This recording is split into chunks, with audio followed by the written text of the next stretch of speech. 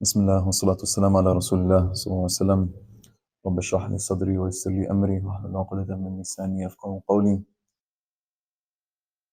We ask Allah Azza wa Jal to bless this gathering and to gather us in paradise as He has gathered us here tonight, and to bless for every minute of every second or second of every minute that we spend with the Quran, learning the Quran, and remembering the punishment and remembering the paradise heavy on our scale.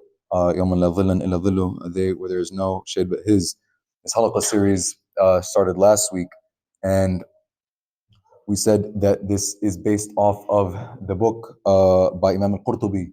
We introduced Imam al-Qurtubi last week, and his book that he published, along with the many books that he published, and the tafsirs that he had contributed to Islamic education. But more specifically, what we'll focus on in this Halaqa series is the book that he published, At-Tadhkira fi Ahwal al-Maut, the reminder regarding the affairs of death. And what we'd like to talk about today is we first introduced last week the topic of death, right? The topic of the race and the journey, and how much we have to go through before we actually reach paradise. Today, what I'd like to talk about is, or what Imam al-Qurtubi talks about, is sakarat al-maut, right? The actual experience, the pangs of death, the actual experience of going through that transitional period. Now, this is one, if not the most critical moments in our life that we will ever live. Why? Because it will define eternity for us, right? You can live a life of disbelief, but the time that you are about to die, you say, La ilaha illallah Muhammad Rasulullah, you're saved, right? This is a very, and to hold on to the faith, even while you're in the pangs of death, while you're in the sakarat al-maut, this is another challenge. We ask Allah Azza wa Jalla to make it easy for us at that time. So Imam al-Qurtubi, he even warns us about su' al-khitam, or su' al-khatima, that the bad ending, right? What is the bad ending? And that is to say a word of disbelief, or to say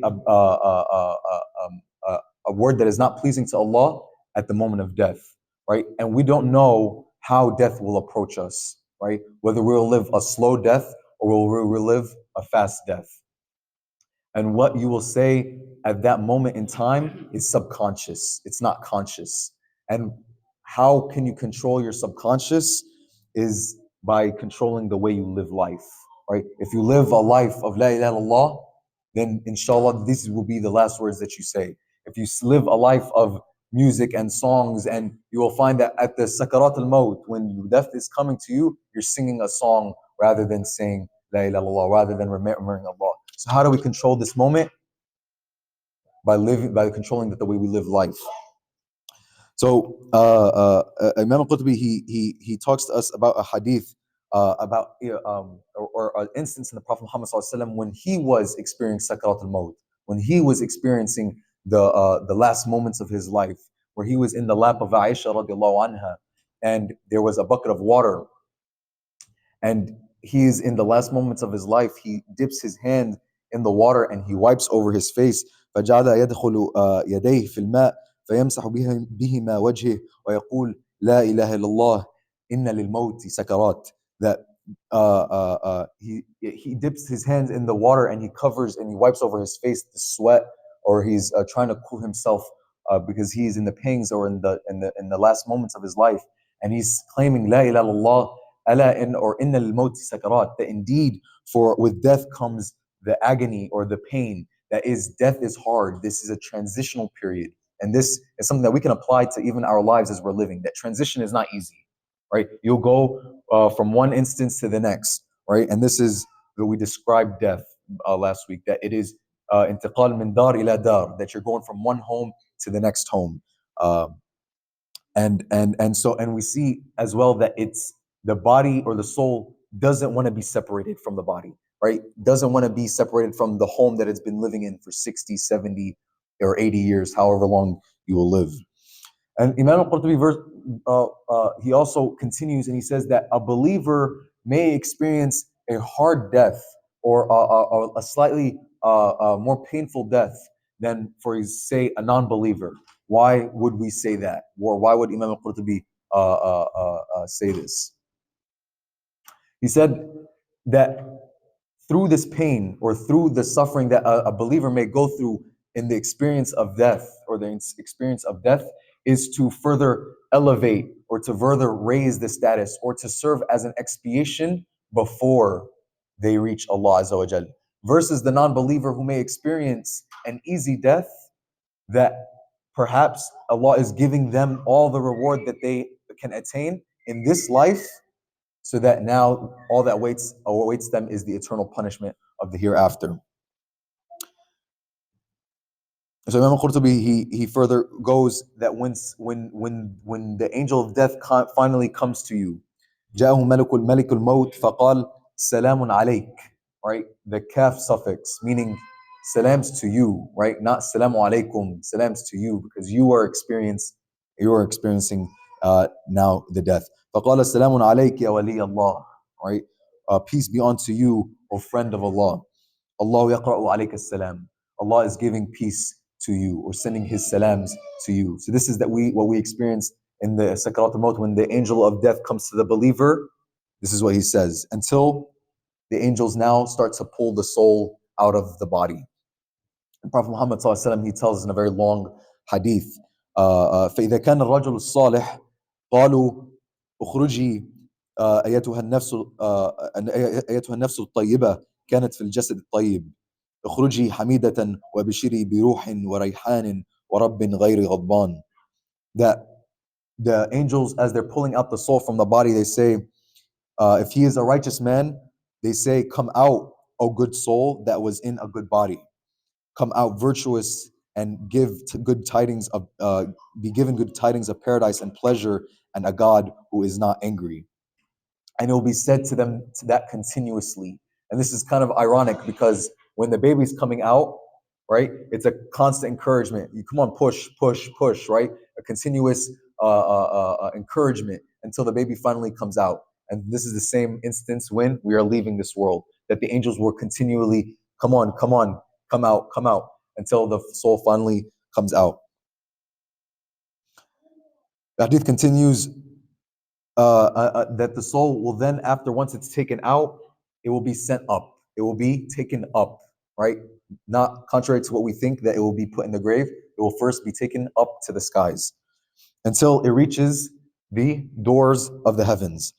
And these doors of the heavens are guarded by angels. And so the angels that are taking up your soul, they will reach these guardians, the guardians of the doors of the heavens. فيقال Man hada, right? The guardians will say, who is this? Or what soul do you bring? فيقال فلان ابن فلان فيقال مرحبا بالنفس الطيبة كانت في الجسد الطيب. Glad tidings, the angels, the guardians of these doors will say glad tidings to this soul that was in the good body. Until it is finally taking up, the soul is passed through and it reaches Allah Azza wa Jal, where Allah then shows them their place, their maqam in paradise, where you see your place in paradise. Now, what about the disbeliever, right? The opposite side of the coin, where now their soul is being ripped from the body. It is being taken forcefully from the body. It's not being encouraged to come out, rather it's being forcefully taken out. And it will be taken out until it's finally ripped out, and it will be taken up to the sky, to the same guardians of the heavens, of the doors of the heavens. فيقال من هذا? Who is this? The angels, the guardians will say, who is this? فيقال فلان ibn fulan. son of so and so, so and so.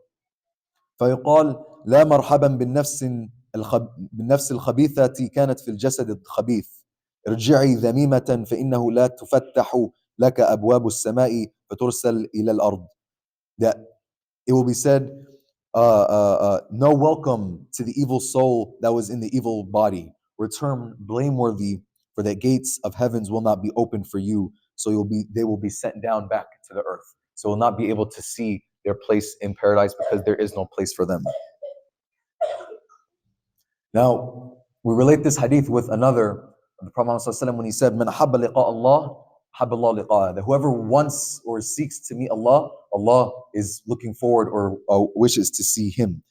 But Aisha, when she heard this hadith, she commented to the Prophet Muhammad ﷺ. She said, فَكُلَّنَا نَكْرَهُ الْمَوْتِ. We all hate death. We all are scared. This is something that worries us. قال النبي ليس كذلك. It is not so. ولكن المؤمن إذا بشر بالرحمة, when the believer is given the glad tidings, ورضوانه وجنته أحب لقاء الله وأحب الله لقاءه. That when he sees what is prepared for him, he wants to see Allah. And when he sees this maqam, this place in paradise, now he's wishing that the paradise, that the judgment day will come, that he can finally reach to it. But it's not yet time. He has to return back to the grave.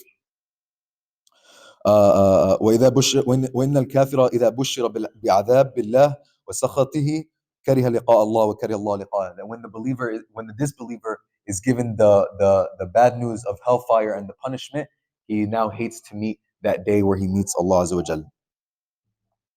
So we said that the grave is made to be as a garden of paradise, where that although they are waiting for the eternal bliss, Allah makes their grave, the grave of the believer, that of a garden of paradise. So once the body is washed and wrapped in the cloth, now is put in the casket and carried to the grave. And Imam Al-Qurtubi, he continues, he says, فَإِذَا حُمِّلَ عَلَى النَّاشِ, and we'll end with this, فَإِذَا حُمِّلَ عَلَى النَّاشِ, when the body is put on the shoulders and is being carried to the grave, فَإِنَّهُ يَسْمَعُ كَلَامَ النَّاسِ, the body then still hears the talk of the people, مَنْ تَكَلَّمَ بِخَيْرٍ وَمَنْ تَكَلَّمَ بِشَرٍ, that those who speak or speaking good about him and those that are speaking bad about him.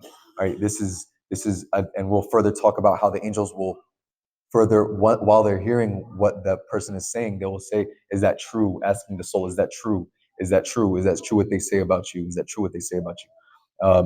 We ask Allah Azza wa Jal to give us husn al-khitam, that to give us the best of endings, and to make our grave a grave of a garden of paradise, and to give us the bushra of paradise and eternal bliss. اللهم ربنا ظلمنا أنفسنا وإن لم تغفر لنا وترحمنا لنكونن من الخاسرين. ربنا آمنا فاغفر لنا ذنوبنا وكفر عنا سيئاتنا وتوفنا مع الأبرار. ربنا آمنا فاغفر لنا وارحمنا وأنت خير الراحمين. ربنا اصرف عنا عذاب جهنم إن عذابها كان غراما إنها ساءت مستقرا ومقاما. ربنا هب لنا من أزواجنا وذرياتنا قرة أعين واجعلنا للمتقين إماما. وسلام على المرسلين الحمد لله رب العالمين. قولوا قولي هذا واستغفر الله لي ولكم فاستغفروه انه هو الغفور الرحيم. سبحانك وبحمدك اشهد ان لا اله الا انت استغفرك واتوب اليك. Anything that I said that is correct is from Allah and Allah alone. And anything that I said that is incorrect is from myself and from shaitan. And ask Allah's forgiveness for me and for all of you. Assalamu alaikum wa rahmatullahi wa barakatuh.